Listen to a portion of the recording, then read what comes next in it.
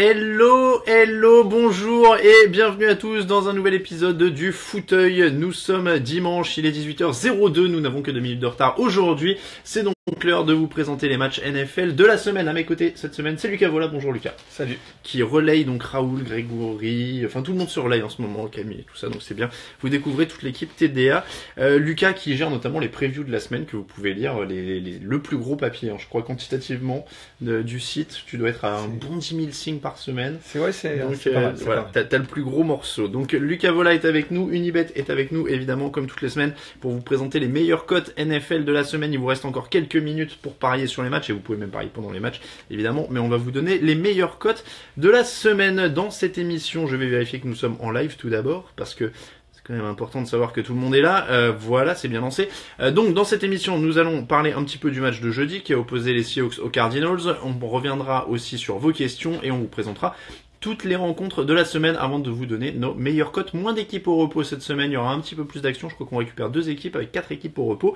On dit bonjour à Denis, à Dimitri, à Sébastien, à Florent, à Anton, à Alexandre, à Sébastien et à Clément et à tous ceux qui nous rejoignent en ce moment sur Facebook. Vous êtes de plus en plus nombreux et on vous remercie évidemment. Un petit mot d'abord donc sur le match du jeudi, c'est la tradition de début de fauteuil. Seattle 22, Arizona 16, match on va dire surtout marqué par les blessures quand même, puisqu'on a perdu Richard Sherman, on a perdu Drew Stanton, hein, c'est anecdotique, tout le monde s'en fout, mais on a perdu Drew Stanton quand même, une petite entorse au genou, et puis victoire donc des Seahawks, pardon, quand même, au bout de ce match, mais surtout encore une fois marqué par les blessures. Alors un petit mot sur le match quand même, Russell Wilson toujours sans jeu au sol, Thomas Rawls 27 yards en 10 courses. Donc Russell Wilson se débrouille toujours, il est à 22 sur 32, 238 yards, 2 touchdowns. Le match avec Matt Stafford continue pour savoir qui est le meilleur quarterback de moins de 30 ans. Non, c'est vrai que c'est pas mal. Et puis en plus, comme tu disais, c'est vraiment sans jeu au sol. Il est, je le disais justement dans la preview avant ce match, c'est le meilleur running back de Seattle. C'est le joueur qui a le plus de yards au sol, et je pense que c'est pas ce match-là qui a fait changer le classement. Ouais. Donc c'est dommage parce que Rawls, je crois en début de match, fait une belle course. On se dit que peut-être ils vont commencer à lui donner un peu plus de ballon. En tout cas, il va être un peu meilleur que ce qu'il a été. Et puis en fait non, ça a continué comme ces dernières semaines. Bon, il sort. Wilson fait un peu de magie hein, sur une passe sur Baldwin, je crois. C'est assez exceptionnel. Il en sort une régulièrement, c'est même plus de la chance quoi. Des fois on peut se demander si c'est de la chance, mais il en sort tellement régulièrement que c'est même plus de la chance, et puis il fait gagner son match, il fait gagner son équipe. Donc ouais, c'est vrai que ça a été le. Bon alors la question que tout le monde pose, c'est les Seahawks peuvent-ils gagner sans Richard Sherman? Alexandre nous demande ça. Clément lui pense que les Seahawks n'iront pas en playoff parce que la Legion of Boom est diminuée. Est-ce que on les enterre parce qu'ils ont perdu Richard Sherman? J'ai toujours du mal à enterrer Seattle. C'est compliqué parce que c'est avant tout un système qui a été amélioré par des joueurs énormes dans ce système-là. Ce qui veut dire que si on change les joueurs, le système va peut-être pas être aussi bon, mais peut rester à niveau. Ça me fait penser un petit peu aux Patriots dans une certaine mesure où c'est quand même le système qui est la priorité, et après les joueurs qui sont d'une qualité extrême font que le système marche vraiment bien. Mais après, bon, ça commence à faire beaucoup parce que Earl Thomas n'était pas là encore ce match-là. Je sais pas s'il est prévu qu'il revienne. Ça devrait pas être très grave. Lui, il devrait revenir. Mais il devrait finir par revenir, ouais. S'il manque Sherman toute la saison, plus Earl Thomas qui revient, plus ou moins, on sait pas s'il va revenir. Sans Sherman, ça peut le faire, mais s'il commence à accumuler les blessures, c'est vrai que ça peut être plus compliqué. Après, voilà, comme je dis, c'est avant tout le système, je pense. Bon, et puis malheureusement, en effet, Richard Sherman, donc c'est une rupture du tendon d'Achille, on l'a pas précisé pour ceux qui arrivent, donc on le reverra pas lui de la saison, il y a aucune chance qu'il revienne. Donc ça c'est compliqué. Guillaume. Surtout que les ruptures de tendon d'Achille, c'est quand même, je trouve que ces derniers temps, on parle beaucoup des ligaments croisés, il y a beaucoup de joueurs qui reviennent à leur niveau. Alors peut-être avec un peu plus de temps sur les ligaments croisés, mais sur la rupture du tendon d'Achille, j'ai pas beaucoup d'exemples de joueurs revenus vraiment à leur niveau. Après une blessure comme ça. Puis c'est surtout qu'il y en a de plus en plus. Ouais. Vraiment, et que ce soit dans le football ou le basket d'ailleurs, c'est une blessure qui est de plus en plus prévalente ces dernières années, donc à surveiller. Mais malheureusement, oui, c'est vrai que c'est costaud hein, quand même comme blessure. Sherman, il a quel âge maintenant? Il a passé la trentaine.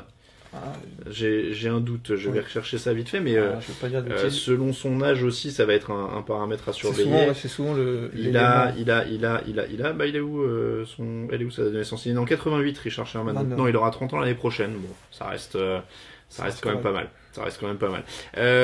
Votre caméra est un peu floue cette semaine, nous dit Dimitri. On va voir si on peut faire une petite mise au point pour que ce soit un peu moins flou.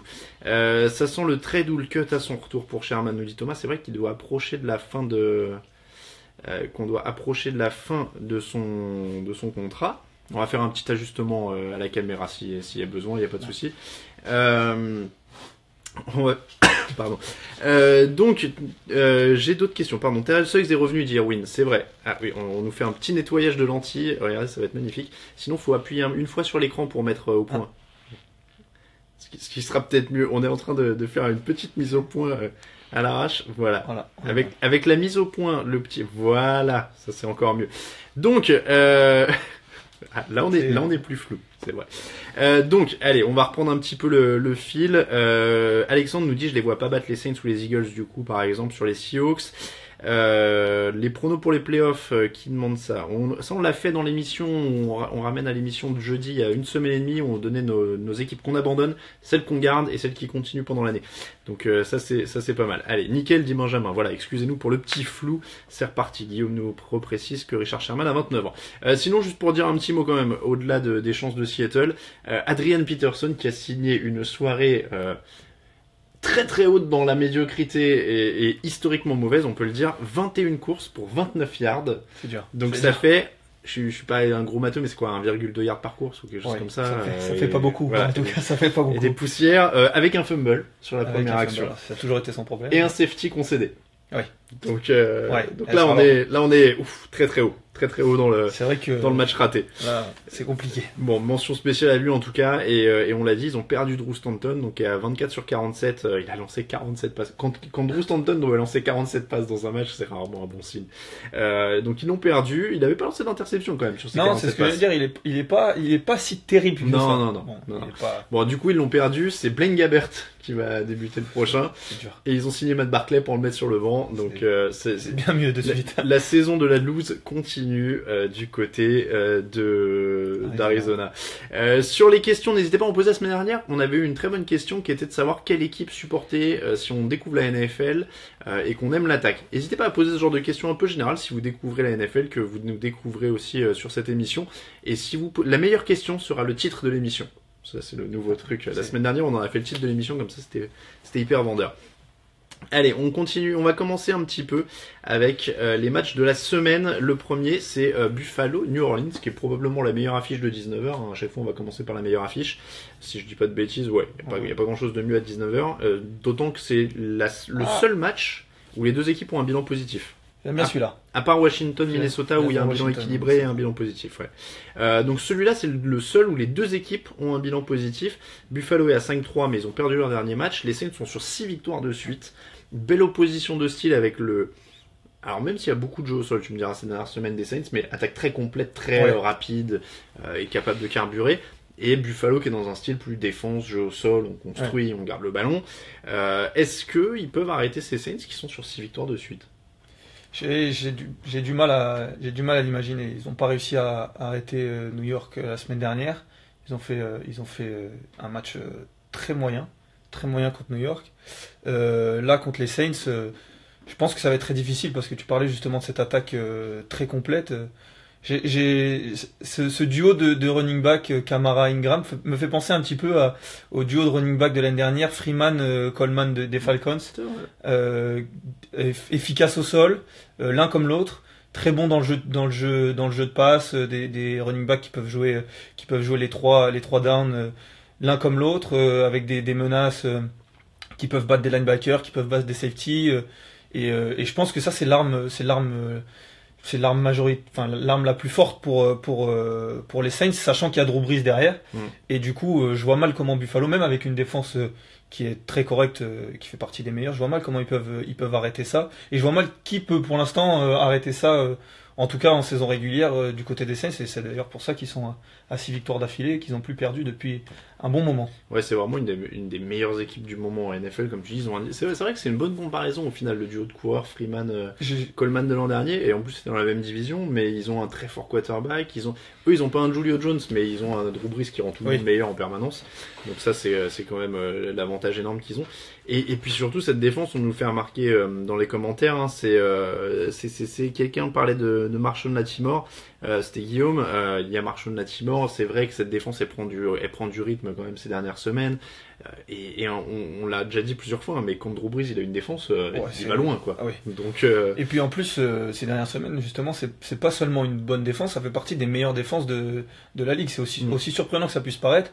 Ils sont passés de très mauvais à pas seulement moyen, mais très bon, parce que franchement, j'ai plus leurs adversaires en tête là sur ces dernières semaines, mais ils ont quand même eu des adversaires qui pouvaient leur faire du mal, et ils ont réussi à tenir.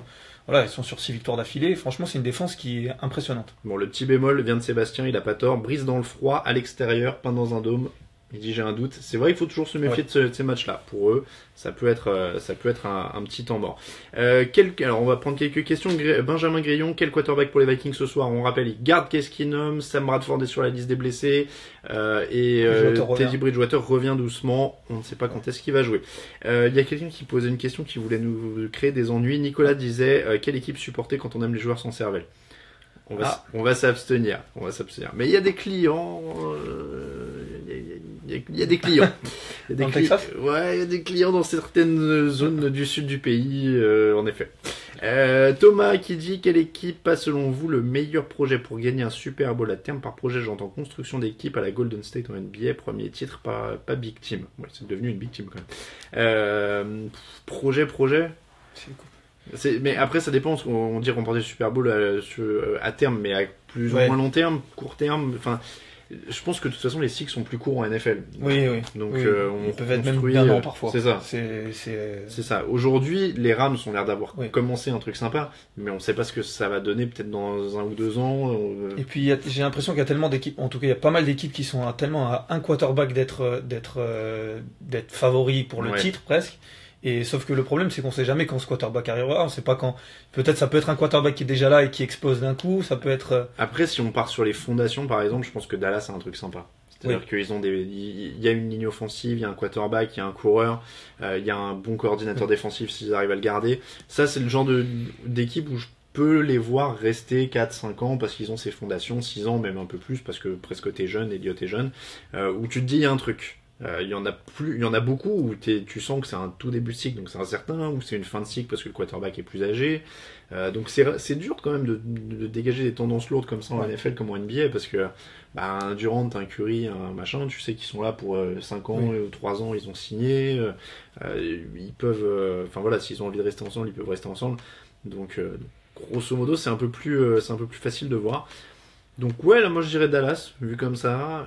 Les Rams à confirmer, les Eagles, Nicolas a raison, les plus proches du Super Bowl avec un quarterback pour les 10-15 prochaines années. Mais c'est pareil, ça reste quand même à confirmer. Il fait une bonne saison rookie, là il fait une très bonne saison. C'est que sa deuxième année aussi, quoi. Donc c'est. On rappelle que Nick Foles a la deuxième meilleure saison de l'histoire à l'évaluation avec les Eagles, c'est que derrière on n'a plus jamais entendu parler. Donc ça va être compliqué. Tiens, Jérémy qui nous demande, croyez-vous, je dis Jérémy parce qu'il pose une question sur Josh Gordon. Jérémy, croyez-vous au comeback de Josh Gordon et de Dion Jordan? C'est vrai que c'est intéressant, ils se croisent la même semaine et c'est deux histoires. Je sais pas s'ils sont draftés pas loin de la même année. Je vais regarder ça vite fait, mais Dion Jordan, donc qui revient un premier match depuis 3 ans avec les Seahawks là, et qui réussit un sac. Oui. C'était un sacré potentiel au moment où il est drafté. Ouais, c'est. Mais bon, c'est toujours pareil. Ça fait. Et puis quand on est éloigné des terrains pour un petit moment, il faut voir comment on revient, comment on encaisse l'enchaînement des matchs. C'est un rythme qui est cassé. Puis il faut revenir avec l'intensité qu'il y avait avant. C'est compliqué. Après, Josh Gordon aussi. Il a l'air d'être revenu cette fois vraiment déterminé, mais j'ai l'impression qu'on dit ça à chaque fois. Je pense que s'il fait une interview mais à culpa de plus, là il va arriver au bout de ses souvenirs. Ouais, là, Pour quelqu'un qui a beaucoup bu, il a beaucoup de mémoire en tout cas. C'est un bon signe. C'est vrai, c'est peut-être les bienfaits de la réhabilitation. C'est vrai, je veux dire, avec tout ce qu'il dit avoir pris, il se rappelle de tout, donc c'est déjà ça. C'est déjà ça. Mais et Guillaume qui nous dit 3 QB hits pour Jordan en plus du sac. Mais je pense que Jordan de toute façon il est dans les meilleures conditions. S'il réussit pas là, il est à Seattle avec Pete Carroll qui est hyper ouvert, a une super défense, un bon staff, etc. Donc lui, des joueurs autour de lui qui évitent aussi qu'il soit la menace principale. C'est ça. Gordon, il va falloir qu'il ait vraiment les nerfs solides. S'il arrive à réussir son retour dans le bordel qu'est Cleveland, c'est vraiment que c'est un très bon joueur. Mais quel joueur par contre. Enfin, ça sera en tout cas pour l'instant, c'est quand même un des plus gros gâchis, je trouve, de ces dernières années. Ah mais il est incroyable. Et je vérifiais, donc Gordon c'est draft supplémentaire 2012 et Dion Jordan c'est la draft 2013, donc c'est très très proche au niveau de l'arrivée. Donc oui, c'est des histoires qui se croisent un peu, hein, parce que Jordan on en a moins parlé, mais il a aussi été suspendu pour de la drogue, etc. Puis il a eu beaucoup de blessures lui pour le coup. Donc mais il sortait d'Oregon, il était annoncé comme une sorte de monstre hybride, pass rusher hyper rapide, etc. C'était assez hypé à l'époque, et c'était les Dolphins qui l'avaient sélectionné, c'est pas les Seahawks. Les Seahawks l'ont récupéré, donc eux ils pourraient avoir fait l'affaire comme ça tranquillement. Dimitri, citez-moi le joueur NFL le plus regretté, un joueur top qui s'est un jour blessé et n'est plus jamais revenu. Ah oui, il y a Florent qui dit en parlant de gâchis des nouvelles d'Aldon Smith. Ça, c'est un vrai gâchis, il s'est pas blessé, mais il a eu besoin de personne. Je sais pas, blessés comme ça, qui sont pas revenus, j'en ai pas qui me viennent tout de suite. Franchement. C'est compliqué un joueur, parce que des blessés, on en a. Aaron Foster, mais il avait déjà fait. Il avait fait quelques bonnes années quand même. Alors attends, j'ai tapé dans Google, hein, je fais comme tout le monde, donc NFL carrière raccourci, Bo Jackson, mais c'est un peu ancien pour nous là pour le coup, Sterling Sharp, Kenny Isley, Jerome Brown, Terrell Davis, là c'est assez old school pour nous là, donc non, j'en ai pas qui me viennent pour être honnête.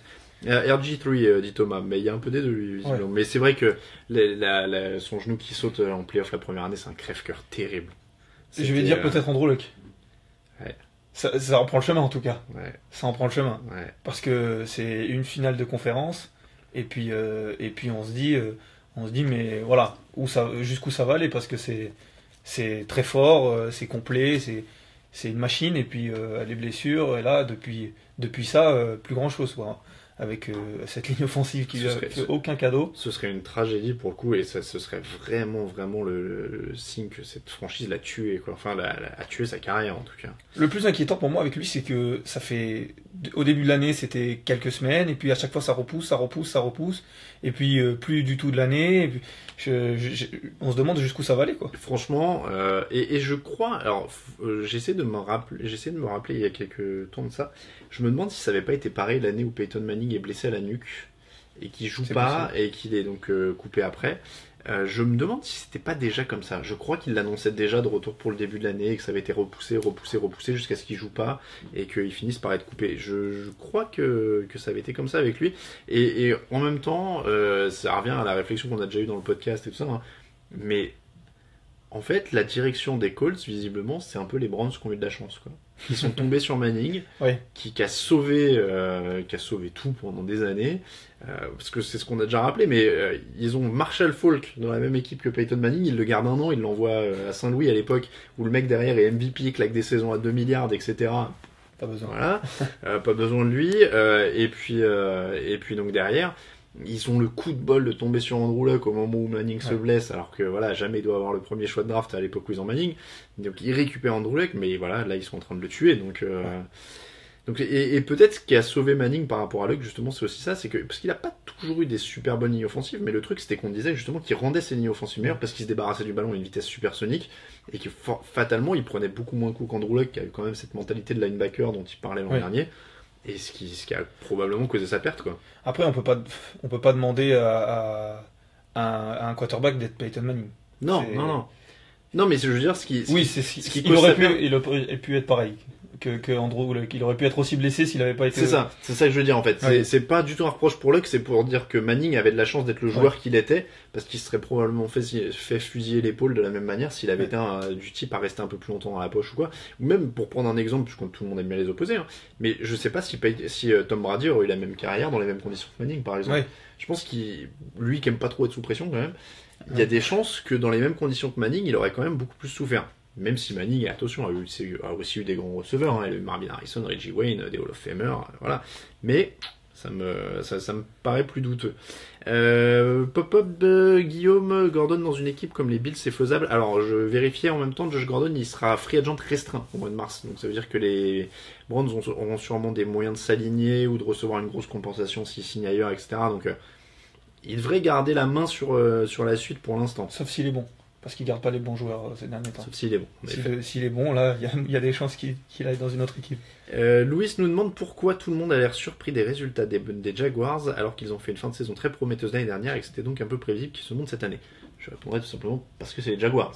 Oui, parce qu'on attendait beaucoup d'eux l'année dernière déjà et qu'ils avaient fait une saison très moyenne. Même si c'est vrai qu'à la fin de la saison c'était un peu mieux, mais ils avaient commencé de manière très moyenne. Donc on s'était dit cette année on va pas se faire avoir. Et on va attendre de voir. Bon, il s'avère que c'est mieux que l'année dernière. C'est tant mieux pour eux. On va voir si ça continue. Pourquoi pas les playoffs. Mais on était plus. Enfin, en tout cas pour ma part, j'attendais de voir par rapport à l'année d'avant où je m'étais dit c'est l'année des Jaguars. Ouais, mais c'est un peu ça aussi. On était échaudés. On a préféré pas prendre de risques. Et honnêtement, avec Blake Bortles aux manettes, de toute façon, il y avait quand même besoin d'attendre de voir ce qui allait se passer. On va remonter un petit peu les matchs de la soirée. Donc Chicago-Green Bay, c'est la rivalité ancestrale qui fait un peu moins rêver ce soir avec Mitch Trubisky et Aaron Rodgers. Dire qu'on avait un Cutler Rodgers il y a quelques temps. Bon, ça va être une sorte de drôle de match à mon avis. Je sais pas. Ouais. Dans l'émission, on disait que moi je crois toujours ça, c'est que la différence peut se faire avec le jeu au sol et comme les Bears ont le meilleur jeu au sol, bon, j'irai là-dessus, mais ça va pas forcément être un beau match à voir. À mon avis. Non. Surtout que je pense que les Bears peuvent faire du mal sur la ligne avec une ligne défensive qui est pas trop mal cette année et une ligne offensive des Packers qui est moyenne, qui a perdu Bulaga cette année avec Brett Hundley qui est pas forcément serein dans ses prises de décision, dans ses choix rapides. Je pense qu'ils peuvent souffrir en attaque encore plus que ces dernières semaines. Thomas qui dit les Jags avec Kaepernick c'était playoff, c'est un autre débat. Détroit Cleveland, tiens, alors ça me permet de rebondir sur une remarque qui a été faite sur les Browns. Greg qui dit on parle souvent que les Browns draftent mal leur quarterback, mais le problème ne serait pas plutôt le staff qui les dirige mal. Oui, de toute façon le problème en NFL en général vient d'en haut comme ça. La théorie du ruissellement marche dans ce cas-là. Dans ces cas-là, des staffs, parce qu'il y en a eu pas mal des staffs qui sont... Oui, mais c'est ça, c'est la compétence générale des proprios, de la direction de la franchise. Enfin, en général, ça descend. Et il suffit de voir les franchises, les meilleures franchises et les plus stables. Patriots, Robert Kraft, Bill Belichick. Voilà. Aux Steelers, la famille Rooney, bam, il y a un truc, c'est carré. La famille Mara qui dirige les Giants, c'est pareil, c'est carré. Voilà, il y a toujours des. Ouais, il n'y a pas de secret. Mais voilà, il y a quand même vraiment pas de secret. Et en général, de toute façon, le signe. Alors à part Robert Kraft, parce qu'on entend beaucoup parler, parce qu'il est un peu public. Mais en général, de toute façon, plus t'entends parler du propriétaire, moins c'est bon signe. Grosso modo. Ouais. Jim Irsay. Attention. Non, je cherchais le nom du propriétaire des 49ers, dont on a beaucoup entendu parler qui faisait n'importe quoi ces derniers jours. Ces dernières années. Non. Non, mais oui, t'entends parler beaucoup de Jerry Jones. Dans les faits, depuis. Alors là, ça va mieux cette année. Depuis 10-15 ans, il n'avait pas non plus des résultats. Non, c'est vrai. Voilà. Donc en général, les bons proprios, ils sont là, ils font le taf, ils délèguent à qui ils peuvent déléguer et ils savent s'entourer. C'est pas à Cleveland, c'est le bordel. Le proprio a pas l'air de savoir vraiment où il va. Moi j'aimais bien les rumeurs Peyton Manning, GM plein pouvoir, mais et il va y avoir la rumeur Jim Harbaugh qui va revenir aussi. Parce que la CBS rapportait cet après-midi que plusieurs équipes seraient intéressées par Jim Harbaugh s'il a envie de revenir en NFL, etc. Et comme les Browns avaient failli monter un échange pour le récupérer à la fin de son passage aux 49ers, il y a moyen qu'ils essayent, mais il n'avait pas voulu y aller, je pense pas qu'il voudra y aller maintenant. Surtout qu'à mon avis, s'il revient, il va avoir le choix de où revenir. Et ça sera probablement pas en effet à Cleveland. Il y a JP qui dit une note des dirigeants et des coachs des Broncos. Oui, c'est très bien aussi. Enfin, la famille Pat Bowlen et Bowlen qui je sais pas si c'est le fils du coup qui a été de la franchise, mais bon voilà, c'est stable quoi. Donc paradoxalement, Paul Allen est le proprio des Seahawks par exemple, mais on l'entend très peu, on le voit pas. Voilà, on sait qu'on le connaît parce qu'il est connu et qu'il est de Microsoft, etc. Mais sinon, c'est pareil, il délègue, il laisse gérer sa franchise et il le fait bien. Nicolas qui dit Arbo aux Giants ou Arbo aux Bucks. Dit Valentin, ah oui, bah, on peut le mettre partout à ce rythme-là. Qu'est-ce qui va être ouvert où il pourrait aller les Bucks, les Giants, ouais, ça peut être. Les Bengals. Ouais, je sais pas s'il a envie d'aller dans l'Ohio quand même. Ah, après, ouais. Les Colts. Ne pas oublier les Colts parce que il a été quarterback là-bas. Il garde des attaches. Donc, et comme il est revenu à Michigan, qui était sa fac, après tout, ce serait logique d'ensuite aller dans son ancienne franchise. Voilà. Thomas qui dit la seule façon que Cleveland a de gagner quelque chose, c'est de signer LeBron, ce qui serait pas mal. Florent qui dit Raiders si Jack Del Rio ne reste pas. En tout cas, il fait un tabac, Jim Harbaugh. Ouais. Mais les coachs, c'est un peu comme les politiciens. Tout le monde les apprécie quand ils sont plus là. Ouais, quand ils s'en vont, ils gagnent en popularité. Le meilleur moyen de te refaire une santé, c'est ça. C'est de te barrer, de faire de la télé, ou là, en l'occurrence, il est à la fac, mais ça marche, donc ça lui permet aussi de se refaire un truc. C'est comme John Gruden, tous les ans. Ouais. John Gruden, il va revenir. Et c'est vrai qu'on a fait un article là tout à l'heure. C'est vrai qu'il a toujours que 54 piges, quand même. Ce qui est pas vieux, quoi, pour un coach NFL. Donc la rumeur John Gruden est bien sûr repartie, ne vous inquiétez pas. Jusqu'au prochain démenti. Donc Cleveland Détroit, bon c'est assez évident qu'on va pronostiquer Détroit là-dessus avec un Matt Stafford qui devrait être tranquille. Indianapolis Pittsburgh. Bon bah là c'est pareil. On a un match assez déséquilibré avec les Colts. Donc toujours Jacoby Brissett. Pour ceux qui n'ont pas suivi, Andrew Luck ne reviendra plus cette saison. C'est terminé. Il a mal à l'épaule. Il est même en Europe. Si vous le croisez, dites-nous. On sait pas où. On sait juste qu'il est en Europe. Alors est-ce qu'il se fait soigner en France, en Allemagne? Moi je parie sur l'Allemagne. En général c'est l'Allemagne. Les traitements comme ça. Mais Andrew Luck est en Europe pour chercher des solutions pour son épaule. Donc ça sent pas bon pour cette équipe. Jacksonville Chargers. J'aime bien celui-là parce que il sent la surprise. Ah. Ouais, En tout cas, c'est deux équipes en forme, même si les Chargers ont perdu contre New England leur dernier match, je pense. Ouais, et puis même s'ils n'ont pas le bilan, les Chargers, ils peuvent toujours faire un truc fou. Donc, moi, depuis le début de l'année, je parie à chaque fois sur les Chargers et sur les Jaguars quand ils jouent. Le problème, c'est cette semaine, je sais pas sur qui parier parce que les deux jouent l'un contre l'autre. Donc, ça va être compliqué pour moi. Ben, c'est une semaine paire, donc en théorie, les Jaguars sont moins bons, si tu aimes la numérologie.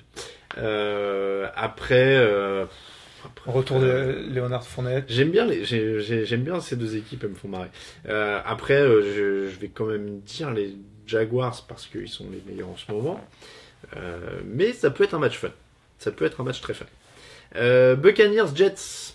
2-6 pour les Buccaneers qui sont en train de se désintégrer en plein vol. C'est moins fun là-dessus. Ouais, avec Dirk Cutter à la baguette. Bon, on sait qu'on a beaucoup de supporters des Jets qui nous regardent toutes les semaines. On les salue. Et là, normalement, ça sent quand même le bon match pour eux parce qu'en face, il n'y a plus grand-chose. Quoi.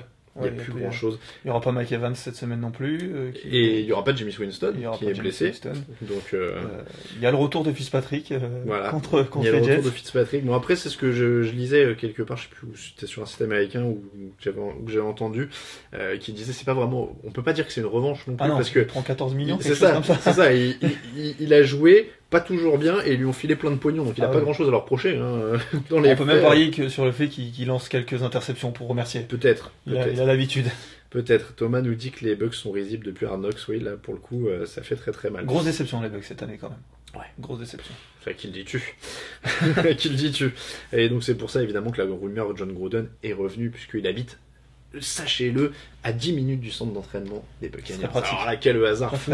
En plus, son gamin va à la fac l'année prochaine, donc il est débarrassé de ça. Enfin, là, il a l'esprit libre. Voilà. Et donc, c'est la prochaine rumeur. Toujours à 19h, Tennessee, Cincinnati. On n'a pas des très très beaux matchs. Non, là, c'est pas. On va pas se mentir, la semaine dernière, elle était pas folle non plus. La série des matchs de 19h était pas excellente et tous les matchs de la semaine n'étaient pas excellents. Là, c'est pareil, on est un peu dans le ventre mou. Le Tennessee, Cincinnati vont pas du rêve. La semaine prochaine, je crois. Alors, c'est pas pour faire anticiper, mais je crois que la semaine prochaine, c'est un peu mieux que cette semaine. Il y a quelqu'un qui nous met Fitz égale Mérine égale le plus gros braqueur. Quand même. Il a fait une belle saison quand même. Ouais. Donc on dira juste qu'il a été payé à retardement. Donc on en revient à ce Cincinnati Tennessee. Bon, il pourrait y avoir du suspense parce que les Titans sont un bilan positif, ils sont même à 5-3. Ils sont premiers de leur division. Mais avec une manière qui est un peu. Moi je suis déçu de Tennessee et ça me fait pas. C'est médiocre quoi. C'est très médiocre.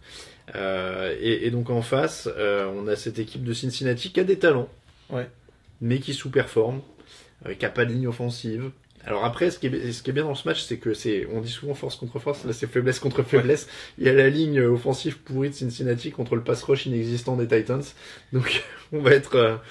J'imagine ce duel de gens qui n'ont pas de force, qui essaient de se pousser comme ça. Non, toi, ouais. le premier qui tombe. Un truc, bon. Mais ouais. Petit spoiler, pour moi, ça sera la surprise en termes de code des matchs à 19h, je pense. Je pense aussi, on en a déjà parlé jeudi aussi, mais c'est clairement un match où il peut y avoir un upset, quoi. Ouais. Les Titans peuvent perdre contre n'importe qui, comme ils peuvent gagner contre n'importe qui. Et Cincinnati, en l'occurrence, comme ce qu'on disait, leur principal défaut là ne devrait pas être trop exploité. Donc ils ont une chance, ils ont toujours Edgy Green, ils ont quand même... Qui peut revenir revanchard en plus. Voilà, en plus après une semaine quand même très très compliquée, donc ça peut être pas mal. Redskins Vikings, celui-là il te plaisait? Celui-là il est pas mal parce que malgré le bilan de 4-4 des Redskins, j'ai l'impression qu'ils peuvent battre n'importe qui, ils ont des grosses faiblesses, notamment la ligne offensive, mais j'ai l'impression que c'est une équipe qui peut sortir un match, si ce n'est référence, mais s'accrocher jusqu'au dernier moment, un peu comme quand ce qu'ils ont fait contre Seattle la semaine dernière et gagner dans les dernières minutes. Ils ont joué Dallas la semaine d'avant, je crois, c'était pas trop mal. Je me dis pourquoi pas avec Minnesota sans quarterback. En tout cas, je pense que ça va faire un match serré. Excusez-moi, je suis en train de m'étouffer devant les choix vestimentaires de Kurt Warner, puisque donc je vous rappelle qu'on a une télé derrière avec NFL Network pour nous tenir au courant au cas où il y a des infos qui tombent. Alors bon, Michael Irvin, c'est particulièrement immonde aussi. Il va falloir apprendre aux consultants américains que c'est un seul motif par tenue. Tu ne peux pas avoir une chemise avec un motif et une cravate avec un motif différent. C'est pas possible, physiquement. Et donc là, Michael Irvin a une chemise rayée noire et blanche et une cravate noire avec des gros carrés rouges, enfin un truc immonde. Et alors Kurt Warner, c'était encore pire, j'espère qu'on va le revoir, parce que je me rappelle plus de toute l'horreur, ça m'a brûlé la rétine. Il avait une chemise à pois, avec une veste à carreaux, je crois, et une cravate unie. Enfin un truc mais monstrueux, et en plus dans les teintes... il a pas fait dans le classique, c'est pas bleu marine, hein, c'était rouge et bordeaux. Ouais, il est bordeaux, la chemise à pois bleu, enfin c'est immonde les gars, il faut bon, bref. J'ai la chance d'être caché par le Ouais, il y a l'éclairage qui cache l'écran, mais je te jure que c'est je veux un gros plan sur Kurt Warner parce que je veux revoir le motif de cette veste. Je crois que ce sont des carreaux, ouais, c'est particulièrement laid. Oui, Nicolas qui dit Alain Mattei version Christina Cordula. Oui, et d'ailleurs Michael Irvin a aussi des fines rayures sur sa veste noire. C'est vraiment une catastrophe. Il y a Henri Emmanuel qui nous dit c'est un combat de boxe entre deux T-Rex pour les lignes Bengals Titans. Ouais. Et rappelez-vous toujours, quand vous êtes triste, imaginez un T-Rex qui essaye de faire son lit. Donc on passe, donc excuse-moi parce que tu étais déjà passé sur le Redskins Vikings et je t'ai à peine écouté parce que j'étais obligé par ce truc. Comprends. Mais après vrai bon match avec potentiel. Les Redskins c'est un peu les Chargers de la NFC, c'est un poil à gratter de la semaine. Donc j'aime toujours. Donc je te fais confiance pour tout ce que tu as dit. Rams Texans, on passe à 22h05. Celui-là il est pas mal. Je crois que les Rams sortent d'une semaine de repos. Non, ils ont joué. Non, ils ont explosé les Giants la semaine dernière. Ah oui. C'était un peu une semaine de repos. Donc ils sont chauds. C'était un peu une semaine de repos. Le problème c'est qu'on aurait aimé voir on va le dire toutes les semaines, mais on aurait aimé voir ce match-là avec Deshaun Watson pour voir les deux attaques. Avant la semaine dernière, c'était les deux meilleures attaques de la ligue en termes de points. C'était même Houston qui était devant les Rams. Ah oui, ça aurait explosé là. Avec plus de 30 points. Là, les Rams sont passés devant parce que Houston, forcément, sans Deshaun Watson, ça avance plus beaucoup. Donc ça, je vois. Là, c'est malheureusement, c'est frustrant. Après, moi, pour les Rams, donc qui sont favoris de ce match parce qu'on face à Tom Savage et voilà, et qu'ils ont la meilleure attaque, j'attends juste quand même de cette équipe qui est très haut dans tous les power rankings et tous les trucs ça. J'attends quand même d'être rassuré par leur défense et pour l'instant, ça n'y est pas. Pour moi, ils peuvent toujours être. Et on l'a vu sur les matchs qu'ils perdent, s'ils sont ralentis en attaque, derrière la défense elle fait pas le taf encore. Donc ils ont une suffisamment bonne attaque pour en gagner 6 sur 8, pour l'instant c'est très bien. Mais j'aimerais bien que cette défense soit un peu rassurante et j'arrive j'ai du mal à comprendre pourquoi Wade Phillips n'arrive pas à la faire fonctionner avec les éléments qu'il a dedans. Pourtant, il y a ce qu'il faut. Après, je sais pas, c'est peut-être une question de système. Est-ce que le système est un peu différent de ce qui se faisait ces dernières années?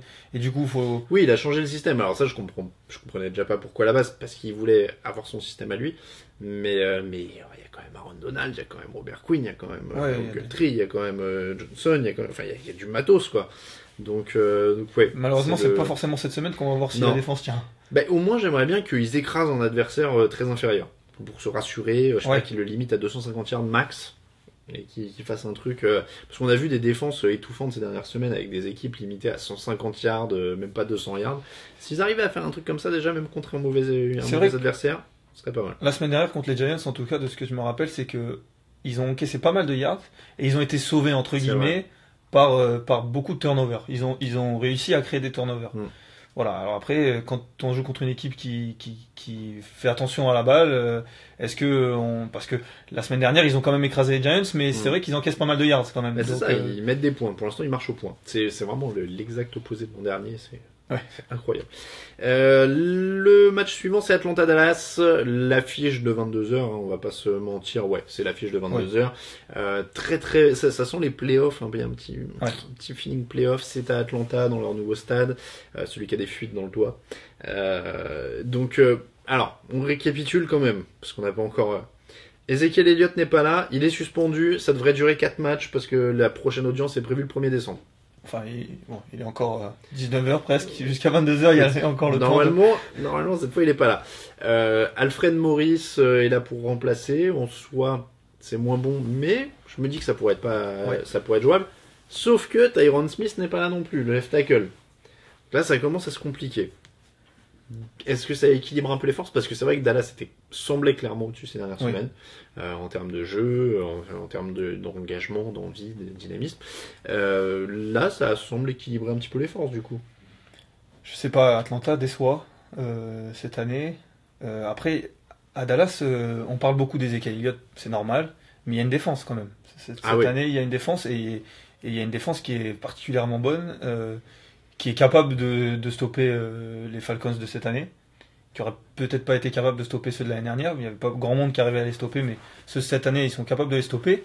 Et donc, ils sont capables de gagner sur un petit score, sur un match un peu serré, qui dépasse pas forcément les 20 points, ou un peu comme Carolina la semaine dernière contre Atlanta, qui bat les Falcons 20-17. Je pense que Dallas est capable de faire la même chose, même sans Ezekiel Elliott. Oui, non, je pense aussi ils sont quand même dans une meilleure dynamique, mais après, c'est ce qu'on a dit et qu'on a un peu teasé pendant toute la semaine. Ça sent quand même la dernière chance pour Atlanta, quoi. Ouais. Donc, est-ce que le sauf-qui peut faire, même si je suis pas sûr que même s'ils gagnaient là, je pense qu'ils peuvent rechuter et s'écrouler dans les semaines à venir, mais est-ce que cette volonté de se sauver un petit peu là au dernier. Après, se donner de l'espoir peut les aider quand même. C'est toujours la même chose. La semaine dernière, il passe à un drop de Julio Jones dans la end zone de la victoire. Je pense qu'il va pas faire ça toutes les semaines. Non. Donc voilà, il faut voir comment on voit les choses. Est-ce qu'on le voit, il va pas faire ça toutes les semaines, mais où est-ce qu'on le voit, il y a des problèmes plus récurrents, plus profonds. C'est vrai que ça, en tout cas, ça ressemble à quelque chose de crucial cette semaine pour Atlanta. Il y a quelqu'un qui nous dit qu'est-ce qu'on peut voir? On peut voir quoi sur NFL Network? Je suis assez hypnotisé aussi parce que je crois que c'est le journaliste / bodybuilder Jake Glazer, tu sais, le mec de Fox Sports, et qui est chauve mais qui est hyper tanké. Et tu sais jamais s'il est journaliste ou bodybuilder ou s'il fait l'un. Un peu les deux. Je sais pas lequel est le hobby de l'autre en fait. Et parce que là, donc on le voit, mais en t-shirt, en train de faire de la muscu, de donner des cours de self-défense aux gens. Je ne sais pas, c'est très bizarre. Chicago H-5 et Jacksonville H-5 vos avis.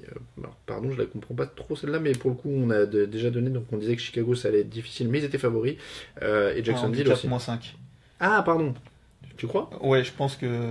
Autant pour moi. Enfin, je pense. On viendra sur les pronostics à 18h45. On y arrive. Est-ce qu'il sera à 100%? Jones demande Brice pour finir sur le Atlanta. C'est vrai qu'il a été gêné, il a manqué 2 jours d'entraînement à cause de sa cheville. Ça aussi, ça mitige de l'autre côté. Ce match est très incertain. Il sera vraiment à suivre à 22h25, 22h25. 22h25 aussi pour 49ers Giants. Non, pas les débuts de Jimmy Garoppolo. Vous êtes nombreux à le demander. Jimmy Garoppolo, peut-être semaine 12. C'est la rumeur du jour rapporté par ESPN, ce serait après leur semaine de repos pour qu'il ait plus de temps, sauf qu'ils affrontent les Seahawks. Et puis c'est l'envoyer au feu. C'est l'envoyer. Ah ouais. Seahawks ou pas, la ligne offensive est comme c'est catastrophique. La ligne offensive contre les Seahawks, quoi. C'est catastrophique. Ça serait vraiment l'envoyer au feu. Je comprends que Kyle Shanahan veut le garder au chaud le plus possible. Je pense qu'il va être obligé de le mettre avec la pression, mais je comprends qu'il est probablement assuré d'avoir son poste l'année prochaine, Shanahan. Ouais. Donc je comprends qu'ils veulent se le garder un petit peu au chaud pour cet été parce que on parlait de Peyton Manning qui se débarrassait vite du ballon. J'espère que Garoppolo va regarder des vidéos de Peyton Manning pendant les 2 semaines à venir parce que ça pourrait aller très très vite quand même. Il y a Thomas qui nous dit Garoppolo ils l'ont pris pour le trade à la draft et récupérer des choix pour cette année. Retenez ce commentaire. on est dans les prédictions là, on verra bien. Mais tiens, on a Kevin qui est supporter des 49ers qui dit faut bien le tester avant la fin de la saison, sinon aucun intérêt d'avoir fait venir maintenant. Ça c'est sûr. Pop et il nous restait 29. Ben, on est à 2h30 du matin. Déjà le match de la nuit. Denver, 3 victoires, 5 défaites. C'est les Patriots en face à 6 victoires, 2 défaites. C'est à Denver en altitude et c'est à peu près le seul point positif pour les Broncos dans ce match. Ils auront encore Brock Osweiler aux commandes qui a battu les Patriots il y a 2 ans. Voilà. Après, même leur défense a commencé un peu à plier ces dernières semaines. C'est dur de leur en vouloir quand on voit ce que propose l'attaque, quoi. Ouais, bah c'est compliqué. C'est vrai qu'au début de l'année, quand on regardait cette affiche, on se disait un beau match en prime time entre les Patriots et les Broncos. C'est vrai que là, à quelques heures du match, c'est moins fun quand même. Ça va être moins fun. Surtout que il y a 2 ans, si je me rappelle, c'était un touchdown dans la prolongation de C.J. Anderson qui avait marqué en prolongation. Ça avait été un match super serré. Là, je pense que ça sera moins serré, en tout cas moins excitant comme match, parce que comme tu dis, la défense, elle prend 50 points la semaine dernière contre les Eagles. Ouais. Tom Brady, ça. Et puis en plus, elle a beaucoup de mal, je trouve, avec les défenses sur les tight ends ces derniers temps. La semaine dernière, il n'y avait pas Zach Ertz, mais la semaine d'avant, ils prennent beaucoup de yards par Travis Kelce contre Kansas City. Là, avec Gronkowski, Martellus Bennett, peut-être qu'il va jouer. Apparemment, il devrait jouer. C'est vrai que c'est l'autre affaire de la semaine. Donc attention à ce match-up et ouais, je pense que ça peut finir. Ça finira pas le même tarif, mais ça peut finir que la semaine dernière, 50 points, mais ça peut finir avec beaucoup de points pour New England. Thomas nous dit qu'est-ce qui manque à Denver pour éclater la ligue comme il y a 2 ans. À l'époque, le quarterback était pas fou, toute proportion gardée pour Monsieur Manning. Alors, leur défense était ultra dominante. Oui. Voilà. Bien plus. Il y avait Wade Phillips, elle était ultra dominante. Tous les joueurs étaient quasiment à leur pic. Enfin, ils étaient dans une forme incroyable. Donc voilà, il y avait ça. Et après, Peyton Manning apportait quand même quelque chose. Donc, le jeu au sol était meilleur. Le jeu au sol, enfin voilà, tout était meilleur. Donc voilà. Antoine qui dit faut dormir Alain. Pourquoi donc? Ah, c'est vrai que je décerne un peu là sur le retour. Ouais. Fais de bailler peut-être, à mon avis. Oui, j'ai baillé, c'est vrai, autant pour moi. Mais j'ai mis la main devant la bouche, je croyais que c'était discret. Bon. Pour vos coachs YOLO, un TD ou même un catch de Josh Gordon, demande Damien. Alors je te conseille pas de pronostiquer là-dessus puisqu'il ne joue pas, Josh Gordon. Pour l'instant, il a le droit que de s'entraîner. Donc voilà. Mathieu, est-ce que Daniel Amendola va jouer? Oui, a priori. En tout cas, j'ai pas eu entendu le contraire. C'est Chris Hogan qui est forfait par contre. Ah, ça c'est peut-être plus préjudiciable que Daniel Amendola parce que Chris Hogan. C'est Daniel Amendola dans le slot plus une menace encore plus en profondeur. C'est une grosse perte ça, pour New England. Il y a Sébastien qui nous fait remarquer échanger Garoppolo qui sera free agent. Oui, après je partais du principe, je suppose que, enfin je l'ai vu tout à l'heure, je suppose que l'autre commentaire supposait qu'il serait re-signé avant d'être échangé. Bennett va jouer, dit Kevin Renaudet. Ouais. Donc ouais, bah voilà, sa blessure à l'épaule va mieux, disons que le médecin est.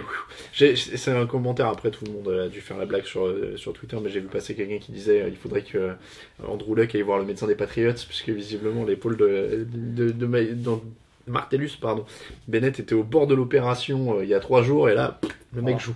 Donc visiblement, pourquoi pas. Thomas qui me demande quel superstar se blesse ce soir. On croise les doigts pour que ça arrive à personne. Il est 18h45, on va passer aux cotes. Allez, c'est le moment de parier avec notre partenaire Unibet. J'ai les cotes devant les yeux. Bon, toi, t'avais celle-là, alors, si j'ai bien compris. Oui. Je te laisse la note. Ouh, attends, il y en a une pas mal, là, que j'avais pas vue l'autre fois. Ou alors, j'avais pas osé. En même temps, il y a que 15% des gens qui ont parié là-dessus. Hop là. Qu'on parié là-dessus. Vais-je être audacieux? Du coup, je la montre. Vas-y. Vas-y. La première Les cote Bengals. du soir. À l'extérieur, donc à Tennessee, 2-5. 2-5. Pas mal. Je pense que Non, ça se joue. c'est risqué mais jouable. Tu sais quoi? On a été conservateur dans l'émission de jeudi. Donc je vais être un peu plus. Je vais prendre un peu plus de risques. Ah. Parce qu'on a dit qu'on aimait bien cette équipe et qu'ils étaient capables de tout. Et je crois que la cote a dû grimper ces dernières heures parce que je ne me rappelle pas l'avoir vu aussi haut de jeudi. Et moi je vous propose les Chargers à 2,60. Ils jouent les. Pardon, je m'étouffe. Ils jouent les Jaguars. D'accord. Et donc on a dit que bah, c'était faisable. C'était faisable avec eux d'une semaine sur l'autre. Et Philippe Rivers qui aime beaucoup les défenses en homme à homme. C'est ça. Donc non, ça me plaît pas mal ça, ce petit Chargers à 2,6. C'est un peu foufou, mais pourquoi pas. Mettons-nous d'accord sur une troisième alors pour faire un petit combiné. Là du coup on va avoir du combiné qui rapporte. Hein. Alors ouais, parce que moi je pourrais proposer Dallas. Ah ouais, Dallas. Allez, soyons fous. Donc on va faire... Attends, je vais noter les trois pour faire un petit combiné. Alors tu nous avais mis... Bon, on est un peu gourmand. Hein. On est un peu gourmand, on vous le dit. Mais... Donc 2,6, t'avais mis les Bengals. Ils sont à 2,5. Hein. Oui. 2,5. Et Cowboys 2,25. à 2,25. Bon, alors, donc Cowboys à 2,25, c'est la troisième. Et là, on est pas mal parce que d'habitude, on met 10 euros misés. Là, on va même mettre juste 5. Donc ça, pour 5 euros. Je vais essayer d'écrire un peu mieux pour le combiner. Ça nous fait 73. 13. Bon, il est un petit peu audacieux celui-là, hein, on vous le concède. Il y a des bonnes cotes. Bah, Thomas nous conseillait Dallas encore, voilà, je l'ai pas vu juste après. Mais voilà, donc Chargers, Bengals, Cowboys, 5 euros misés, 73 euros, 13 de gains potentiels. Et donc, si on fait 10 euros misés, Le double. voilà, ça fait 146,26 euros, si je dis pas de bêtises. J'espère que je dis pas de bêtises. Vérification instantanée. Ah, 146,25. Il a arrondi au-dessus pour moi. Bon, bref. Allez, voilà pour les... Alors, on va se prendre un petit match pour pronostiquer des touchdowns quand même. Je sais que vous aimez bien. Les Packers, vous n'y croyez pas, dit Rémi. Les Packers, 2,40. Compliqué. Le problème, c'est que je serais pas serein de le... je suis pas serein de pronostiquer les Bengals, mais... je sais pas. C'est très compliqué quand même d'avoir une opinion sur cette équipe de Green Bay dans l'état actuel des choses. Chicago en face, si ça maîtrise le chrono et le jeu au sol, Ouais. ça peut être compliqué à battre à domicile. Il y a grosse défense. Alors, on vous le signale quand même, les Jets, ça a bougé ça depuis jeudi, les Jets sont outsiders contre les Buccaneers sur Unibet, Ça se joue. et donc ça se joue à 1,80. Donc 1,80 sur les Jets, ça peut être pas mal. 1,80 sur les Jets. Qu'est-ce qu'on a d'autre qui peut... Les Redskins sont à 1,80 et les Vikings sont à 1,70. Donc les Vikings à 1,70 c'est pas mal aussi. Hein. Regarde, on va faire Jets à 1,80. On va en faire un moins risqué. Mais Un plus conservateur. ouais, les Vikings à 1,70, j'ai dit. Oui. Et les Falcons sont bas pour le coup. Ils sont très favoris. Hein. Je suis assez étonné.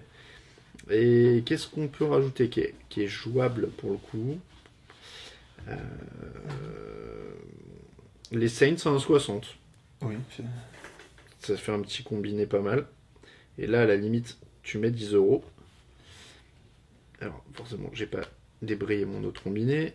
Donc, on a dit les Saints, on a dit les Jets et on a dit Vikings. les Vikings. Et là, du coup, vous êtes pas mal aussi. Parce que pour 10 euros misés, vous êtes à... Alors, je vais prendre ma plus belle écriture. Et apprends à écrire aussi en animant une émission. Donc, hop. Et oui, donc on est à 48,96€ pour 10 euros misés. Jets 1,80 contre les Buccaneers, donc ça se joue. Les Vikings contre les Redskins 1,70 et les Saints contre les Bills à 1,60. Celui-là il est pas mal. Moi je dis, il y a Thomas qui est joueur, hein, il a mis 20 euros sur les Broncos apparemment. Ah oui. Ah. Greg qui dit un TD des Rams, le match des Saints pour un TD de Camara. Tiens, on va aller voir ça. Allez, tiens, on se fait le Saints Bills. On a dit que c'était la fiche de 19h. Donc, c'est les paris de dernière minute. Il vous reste 9 minutes pour aller sur Unibet. N'oubliez pas de cliquer en passant par le menu ou par les liens qui sont sur le site. Comme ça, ils savent d'où vous venez. Qui va marquer un touchdown du côté de ce match Saints-Bills. Alors, tu me dis, si tu vois un truc qui te plaît, tu me dis, Lucas. Bah, c'est vrai qu'on parlait de Camara tout à l'heure, moi j'aime beaucoup. 2-15, c'est pas mal 2-15, en plus. C'est 2-15, c'est pas mal. Hein. oui, c'est assez sûr. Ça fait un petit gain pas mal. Mark Ingram est à 1,97. Qu'est-ce qu'on a dans les receveurs de Drew Brees là qui pourrait être intéressant? Le Sean McCoy à 1,72, c'est assez évident. Jordan Matthews à 3,25 et Kelvin Benjamin, tiens le petit nouveau, il est où? J'ai pas Kelvin Benjamin pour le coup. Alors il est pas encore intégré dans les cotes pour le coup. Kelvin Benjamin, Zay Jones est out hein, pour ce match, on vous le rappelle. Michael Thomas est à 2,13. Ted Ginn à 2,70. Ted Ginn c'est osé. Ouais. Ted Ginn c'est osé. Willie Snead est à 3,65. Ça peut être pas mal. Ça peut être pas mal. Il y a Logan Thomas qui est là, je l'avais oublié, dis donc. Non, mais un petit Alvin Kamara à 2,15. Ouais. Allez, ça se joue. Après, c'est plus dur à prédire pour le coup les cibles de Drew Brees. Donc vous avez un Alvin Kamara à 2,15 qui peut être pas mal.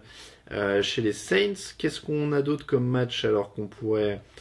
Est-ce que Gronkowski, la cote de Gronkowski... Alors on va aller voir le bas. Gronk, il est le match de la nuit. Hop là. Qui marquera un touchdown? Est-ce que ça vaut le coup? Alors le Gronk il est à 1,73. Bon là faut miser un peu plus. Ouais. Bon après c'est le jeu, hein. Il y a différentes écoles, c'est-à-dire que soit vous tentez des trucs très osés avec des petites mises et vous espérez que ça tombe, soit vous mettez un peu plus sur des trucs très sûrs et c'est comme ça qu'on capitalise petit à petit.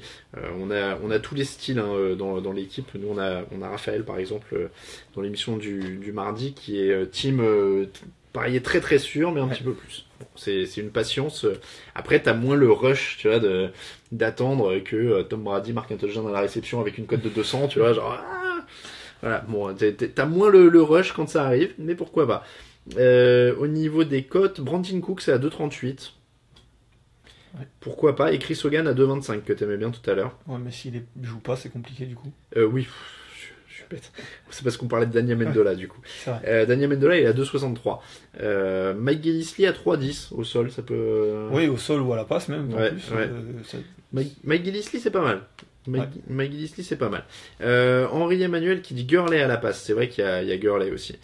Alerte combinée de l'année nous dit Kevin. TD de Camara, Cobb, Marvin Jones, AJ Green, McKinnon et Hyde 5€, 1200€. Ah oui. Là faut y aller quand même. Là faut y aller. Voilà donc pour les... oui, après on nous propose d'autres, hein, Juju Smith-Schuster, voilà. Mais vous pouvez parier évidemment sur tous les joueurs qui peuvent marquer un touchdown dans ces matchs. Il est 18h54, il nous reste 6 minutes. NFL Network diffuse de drôles de pubs avec des cerfs et des chaînes, et c'est pour une assurance. C'est très bizarre. Donc, n'hésitez pas à nous poser vos questions. Il nous reste 5 minutes pour y répondre tranquillement. Nous, on va se préparer. On peut dire un mot du match du lundi d'ailleurs. On a oublié Panthers Dolphins. On a oublié parce que c'est pas le truc qui nous fait le plus rêver. Mais les Panthers sont à 6 victoires, 3 défaites. Ouais. Donc, sans impressionner. Et ils sont juste derrière les Saints. Sans impressionner, mais ils sont là. Juste derrière. C'est vrai qu'on a du mal à y croire. Hein. On a du mal à y Sans croire. impressionner, mais ils ont battu New England. Il me semble qu'ils ont battu les Saints. Ouais. Ils ont battu Atlanta la semaine dernière. Ouais, mais c'est bizarre. Non, ils ont perdu contre les Saints, je pense, mais je crois que c'était un très bon match et qu'ils avaient tenu la distance contre les Saints. Donc ils impressionnent pas, mais ils sont très bizarres. Guillaume nous demande où ira Kirk Cousins cet été. C'est ce printemps. C'est toujours dur à dire, malheureusement là on est dans les devinettes. Parler de San Francisco, mais du coup plus tellement. Ouais, et puis qu'est-ce qui dit que au bout d'un moment peut-être que les Redskins vont mettre le paquet sur la table et qu'il va prendre parce qu'au final il est là et qu'il s'entend bien avec son coach et c'est hyper compliqué. Il peut se passer tellement de choses d'ici là et les joueurs changent quand même. Je dis pas qu'ils changent tellement d'avis, mais je veux dire il peut se passer des choses quoi. Ils ont vite fait de se faire convaincre par un gros chèque ou par un changement de staff ou par un... Donc moi je suis pas du lot qui pense qu'il va obligatoirement se barrer, etc. Même si voilà, il n'a pas forcément montré tout le respect du monde ces derniers temps. Ouais.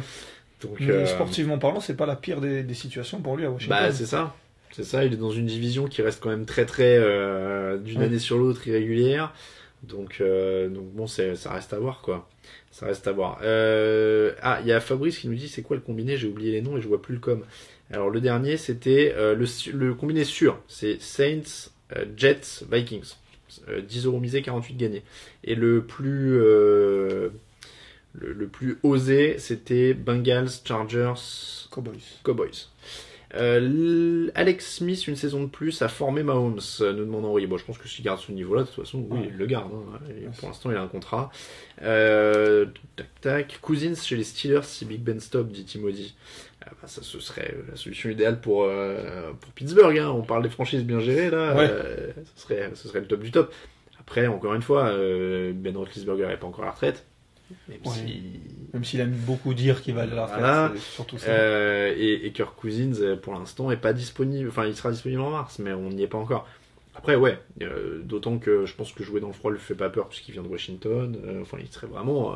Et on parlait de sportivement, c'est encore mieux que. C'est encore mieux que. Après, les Steelers me frappent pas comme la franchise qui met des énormes billets sur la free agency comme ça et qui va faire parce que là, il va taper très très haut le contrat de Kirk Cousins. Hein. Donc. Avec en plus toutes les autres équipes beaucoup moins bonnes mais qui ont beaucoup d'argent à mettre et qui vont essayer d'avoir ce quarterback, je pense que ça peut vite monter. Ouais, Thomas qui nous demande le Kelvin Benjamin était-il le problème des Panthers? Déjà pas jusque là quand même. Plutôt recruter Cousins ou drafter un quarterback de manière générale pour les franchises en manque à ce poste. Ça dépend à quel niveau de la draft tu te trouves, aussi simplement que ça, et quel feeling t'as sur le quarterback que tu draftes. Et ça dépend aussi des pièces qu'il y a déjà dans l'attaque. Si on a besoin d'un quarterback rapidement, entre guillemets, toutes les équipes ont besoin d'un quarterback rapidement, mais s'il y a déjà beaucoup d'éléments en attaque, c'est vrai que ça vaut le coup de tenter. Et si déjà l'équipe, même en attaque, est jeune et ça sert pas forcément à grand chose de mettre le paquet, faire un all-in sur un quarterback pour qu'il ait personne à qui lancer, personne à qui passer. Après, moi, si tu me demandes, je prends Cousins tous les jours parce que tu sais déjà ce qu'il vaut. Voilà. C'est déjà un pro bowler. Donc, Cousins à Denver, dit JP, c'est aussi une solution. Chez les Giants, dit Bertrand, ça m'étonnerait que Eli Manning s'arrête tout de suite. Est-ce que les joueurs peuvent choisir leur numéro ou c'est plus ou moins imposé en fonction de leur position, dit Damien. Demande Damien. Alors, il y a un ordre général qui est imposé selon la position. Entre tel numéro et tel numéro, c'est les linemen. Entre tel numéro et tel numéro, c'est les quarterbacks et les receveurs, etc. Et après, ils doivent pouvoir choisir s'il est disponible. Mais comme il y a toujours 20 000 mecs dans l'effectif, c'est pas toujours facile. Il y a Guillaume qui nous demandait de parler des exigences de Roger Goodell. Alors, il y a des rumeurs sur les négociations du contrat de Roger Goodell qui contiendrait 50 millions de dollars, un jet privé à vie et une mutuelle pour lui et toute sa famille à vie. Et c'est vrai qu'il faut comprendre qu'un mec qui gagne 30 à 50 millions de dollars par an ait quand même besoin de s'assurer qu'il a son truc chez la mutuelle bleue et qu'il a un conseiller dédié. Et voilà, c'est quand même important parce que on souligne jamais assez à quel point c'est difficile de trouver une bonne mutuelle quand tu gagnes 30 millions de dollars par an. Voilà. C'est pas facile. Voilà. Thomas nous dit est-ce qu'un jour il y aura un hors-série spécial Cap ou trop touchy comme sujet? Pour info, je suis fan de Cap et des Niners, donc un homme meurtri. Après, on voit pas trop ce qu'on peut dire dans un hors-sujet. On en a déjà parlé régulièrement dans des émissions ou des choses comme ça. On en a même parlé, je crois, jeudi ou mardi dernier. Je te réfère à cette émission-là. Voilà, on se moque de l'hypocrisie générale en NFL, mais voilà, nous on n'a pas grand-chose à dire là-dessus. On ferait du commentaire ou on ferait du PMU ou du café du commerce. Voilà, on va pas apporter grand-chose au schmilblick là pour le coup. Donc voilà, mais oui, enfin, c'est un sujet touchy, mais on s'est jamais vraiment interdit d'en parler sur le site ou dans les émissions, donc non, mais là le problème c'est qu'il n'y a pas grand chose à dire en ce moment, il est blacklisté, sa carrière est terminée, hein, malheureusement. Voilà. Il reste quelques secondes, il est 19h, c'est l'heure de commencer ces matchs, c'est l'heure de commencer cette soirée NFL, la 10e de la saison, le 10e dimanche de la saison, donc déjà le 10e foot, qu'est-ce que ça passe vite. C'était ton 3e, Lucas. Le 3e, ouais. Donc, il y en avait eu un avec Grégory. On vous remercie, messieurs. On remercie Guillaume, on remercie Thomas. Et on remercie tous ceux qui ont regardé. JP, Sébastien, Julien, Nicolas, Bertrand, etc. On vous remercie de nous avoir suivis. Il est 19h. C'est l'heure. Oh la vache, Kurt Warner a en plus un pantalon dépareillé avec sa veste bordeaux et sa chemise à pois. C'est une horreur. La mode est morte et elle est décédée sur le plateau de NFL Network. On va demander à notre réalisateur de nous couper le flux. Les joueurs sont en train de rentrer sur le terrain. On vous remercie. Cette émission est à retrouver en replay sur le site. On se retrouve mardi sur YouTube, sur iTunes et sur SoundCloud pour le débrief. On remercie Unibet qui est notre partenaire pour ces émissions du dimanche. Je te remercie Lucas d'être venu. Salut à tous. Et on vous souhaite une très bonne soirée et de très bons matchs à tous. Ciao ciao.